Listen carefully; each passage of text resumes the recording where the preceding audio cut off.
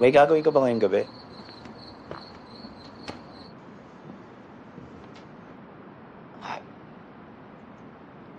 Wala akong boyfriend. Salin, may gaya talaga.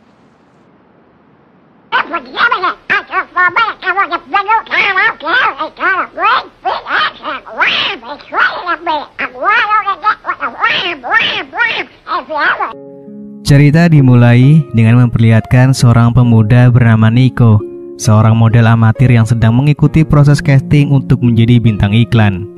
Impiannya adalah mewujudkan karir yang cemerlang di dunia modeling.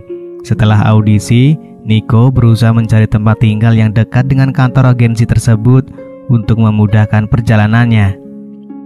Tak berselang lama, seorang wanita muda yang bernama Annalyn menyambut Nico.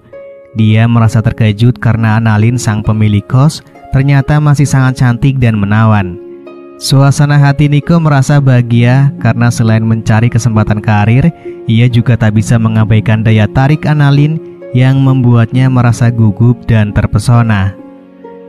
Ketika berkeliling dan melihat kamar yang akan dihuni, Nico merasa senang karena walaupun bangunan kosan itu cukup tua, fasilitas yang disediakan sangatlah lengkap. Namun ketika mendengar harga sewa bulanan sebesar 8.000 peso, Nico merasa khawatir karena kemampuan keuangannya yang sangat terbatas. Dia meminta potongan harga kepada Annalyn. Nico menawar harga sewa menjadi 4.000 peso dengan harapan bisa membayar jumlah yang lebih sesuai dengan kemampuan keuangannya, dan Annalyn pun akhirnya menyetujuinya. Esok harinya, dengan bantuan temannya yang bernama Paulo, Nico mulai merapikan kamar kosnya. Paulo terkejut mendengar bahwa harga sewa kosan temannya sangatlah murah, dan ia berasumsi bahwa Annalyn memberikan harga miring karena menyukai Nico. Namun, Nico tidak terlalu memikirkan itu dan lebih fokus pada merapikan kamarnya. Kemudian Annalyn datang untuk memberikan kunci kamar dan kunci duplikat gerbang depan kepada Nico. Lalu Nico juga memperkenalkan Paulo, namun Annalyn tidak tampak mempedulikan reaksi Paulo dan malah menawari bantuan untuk membersihkan kamar Nico. Dengan tulus, Annalyn menunjukkan kebaikan hatinya dan ingin membantu Nico merasa nyaman di kosan barunya. Awalnya Nico menolak bantuan dari Annalyn, namun Annalyn terus memaksa hingga akhirnya Nico mau menerima bantuan tersebut. Dari situ, Nico menyadari bahwa mungkin Annalyn memiliki perasaan khusus terhadapnya. Namun dia masih ragu dan tidak yakin akan hal itu. Keesokan harinya, Nico kembali mengikuti proses casting untuk menjadi bintang iklan. Namun sayang, usahanya itu tidak berhasil dan dia merasa sangat bersedih. Di samping itu, isi dompetnya juga sudah sangat menipis karena dia sudah lama menganggur. Mendengar hal itu, Paulo menyarankan agar Nico mencari pekerjaan lain. Namun Nico menolak karena ambisinya untuk menjadi artis terkenal masih sangatlah besar. Ketika Nico pulang dan sedang bermain futsal dengan teman agensinya, tanpa sepengetahuannya, Annalyn diam-diam menonton melalui cermin satu arah yang membuatnya panas dingin dan ingin berolahraga. Esok harinya, rutinitas Annalyn dimulai dengan memberikan sarapan untuk neneknya. Dengan penuh perhatian, ia menyuapi makanan kepada neneknya. Di sela-sela waktu bersama sang nenek, Annalyn bercerita tentang penghuni kos baru mereka, yaitu Nico, kepada neneknya.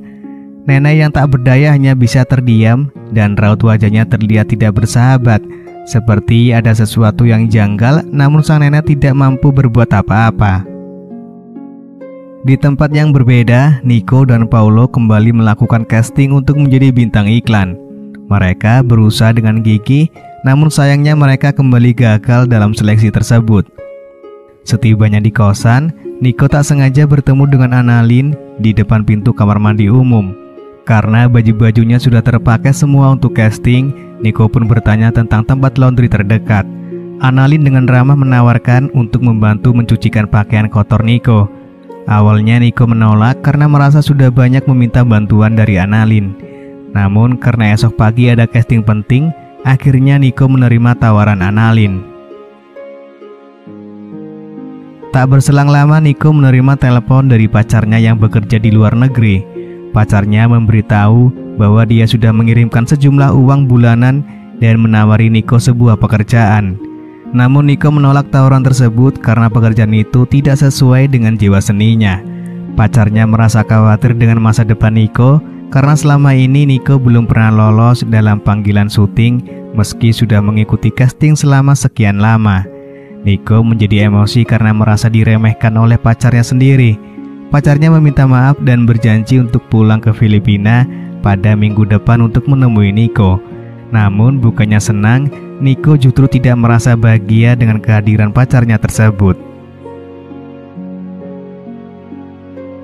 Niko kembali melakukan casting bersama Paulo di esok harinya, namun lagi-lagi dia gagal dalam seleksi tersebut.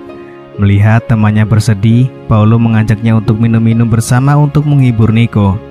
Namun Niko menolak dan lebih memilih untuk beristirahat di kosannya. Setelah tiba di kosan, Annalyn memberitahu Niko bahwa pakaiannya sudah dia bereskan.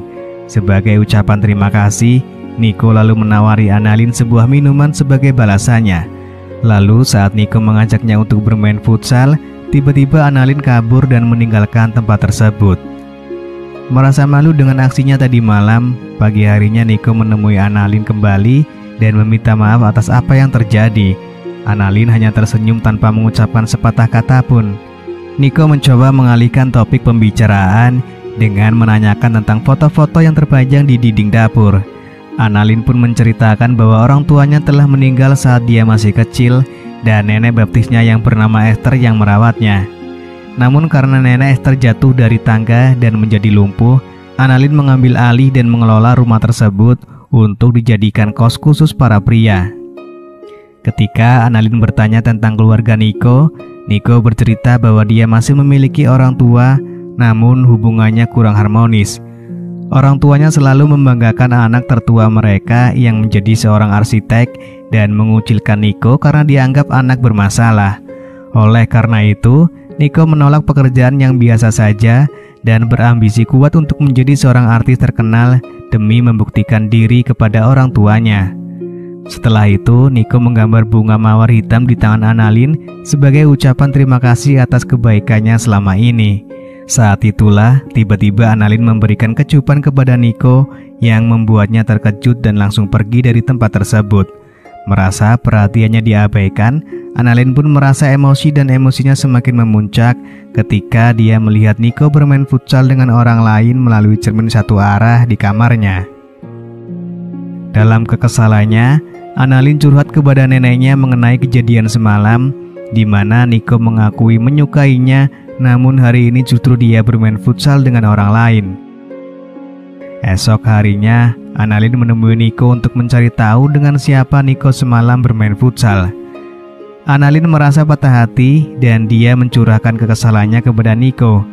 Dia lalu meminta maaf, mengakui bahwa Annalyn adalah seorang anak yang baik dan tidak pantas mendapatkan pria seperti dirinya. Mendengar hal tersebut, Annalyn hanya terdiam dan tidak mengucapkan sepatah kata pun. Karena telah berambisi untuk memiliki Niko, esok harinya Annalyn membersihkan kamar pria itu ketika Niko pergi casting bintang iklan. Tanpa izin, Annalyn diam-diam menggunakan barang-barang pribadi milik Niko. Malam harinya, Annalyn kembali melihat Niko bermain futsal bersama dengan orang lain. Karena merasa emosi, ketika wanita itu pergi ke kamar mandi, Annalyn pun mencoba menyingkirkan wanita tersebut. Beberapa hari pun telah berlalu dan terlihat seorang wanita berdiri di depan pintu rumah Annalyn. Ternyata wanita itu adalah Catherine, tunangan Niko yang baru datang dari luar negeri. Setelah mereka masuk ke dalam rumah, Annalyn memutuskan untuk mengintip aktivitas mereka dari kejauhan. Di sana terlihat wajah Annalyn yang tak bersahabat ketika melihat Niko dan Catherine bersama, seolah merencanakan sesuatu. Tak berselang lama, bel rumah Annalyn berbunyi. Ternyata dua orang polisi datang untuk mencari keberadaan Niko. Mereka mendapatkan laporan dari pihak keluarga yang khawatir karena teman bermain futsal Niko sudah hilang berhari-hari tanpa kabar.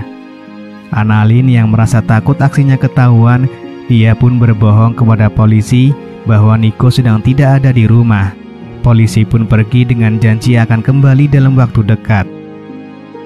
Esok harinya terlihat Niko dan Catherine yang baru saja pulang berbelanja dari pasar. Catherine meminta izin kepada Annalyn untuk menggunakan dapur rumahnya. dan Annalyn dengan senang hati pun memberikan izin kepada mereka. Sebagai ucapan terima kasih, Catherine lalu mengundang Annalyn untuk makan malam bersama-sama. Saat makan bersama, Catherine bercerita bahwa ia dan Nico telah berpacaran selama 5 tahun dan akan segera menikah. Di tengah makan malam, Annalyn berusaha menahan cemburunya saat mendengar cerita dari Catherine. Setelah makan, Annalyn menangis dan curhat kepada neneknya.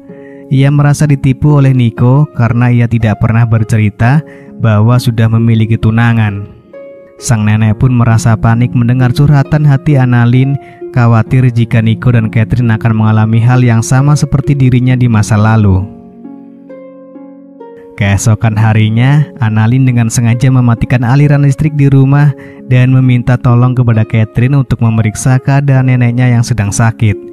Saat Catherine lengah, Annalyn menyergapnya hingga pingsan dan membawanya ke ruang bawah tanah. Tak berselang lama, Nico pulang ke rumah dan merasa heran melihat rumah dalam keadaan sepi. Annalyn berbohong bahwa Catherine sedang keluar sebentar dan menyuruh Nico menunggunya di rumah. Namun tiba-tiba Annalyn memukul Nico hingga pingsan dan membawanya ke ruang bawah tanah. Setelah itu, Annalyn berdandan menggunakan gaun pengantin dan menemui mereka semua di sana. Dia mengeluarkan cerita hatinya, menyatakan bahwa dia sangat menyukai Nico. Namun Nico telah mengkhianatinya dengan Catherine. Akhirnya, Annalyn menghabisi mereka berdua. Lalu di akhir cerita, terlihat ada calon penghuni kos yang datang ke rumah tersebut dan Annalyn menyambutnya dengan gembira karena dia kini memiliki target barunya. Lalu film pun selesai. I'm an icon, man. My girl about a 10. I should fuck her in a Benz.